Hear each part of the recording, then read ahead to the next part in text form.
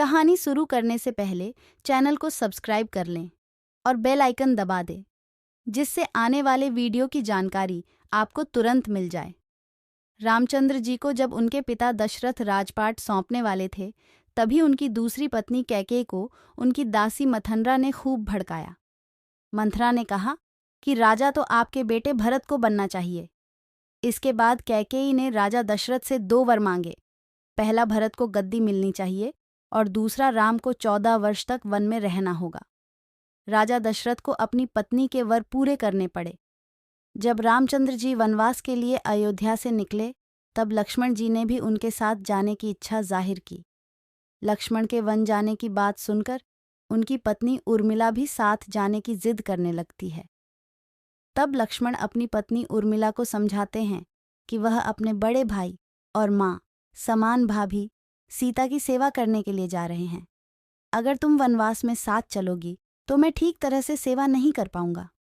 लक्ष्मण के सेवा भाव को देखकर उर्मिला साथ जाने की जिद छोड़ देती है और महल में ही रुक जाती है। वन में पहुंचकर लक्ष्मण भगवान राम और सीता के लिए एक कुटिया बनाते हैं। जब राम और सीता कुटिया में विश्राम करते थे, तब लक्ष्मण बाहर पहरेदारी करते थे। वनवास के पहले दिन जब लक्ष्मण पहरेदारी कर रहे थे, तब उनके सामने निद्रा देवी प्रकट हुईं। लक्ष्मण ने निद्रा देवी से वरदान मांगा कि वह 14 साल तक निद्रा मुक्त रहना चाहते हैं। निद्रा देवी ने कहा कि तुम्हारे हिस्से की नींद किसी और को लेनी होगी। लक्ष्मण कहते हैं कि उनके हिस्से की नींद उनकी पत्नी को दे दें। इस कारण लक्ष्मण 14 साल तक नहीं सोए और उनकी पत्नी उर्मिला लगातार 14 वर्ष तक सोती रही।